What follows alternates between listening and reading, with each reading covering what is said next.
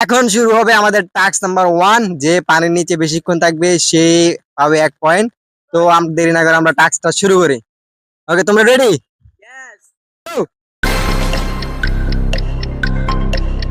দেখা যাক কে বেশিক্ষণ থাকতে পারে। আই হোপ টুইন জিতবে, কারণ ও এখানে বেশি এক্সপার্ট। মাহি মনে হচ্ছে আর পাচ্ছে না। 14 সেকেন্ড, 16 সেকেন্ড হচ্ছে। 20, 22, 26, 28, 29, 29। 1 2 3 গো।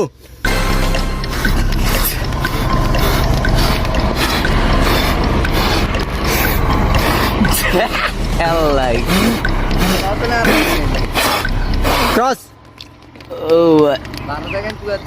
কন্টেস্টেন্ট 2 মাই শুরু করবে। 3 2 1 গো।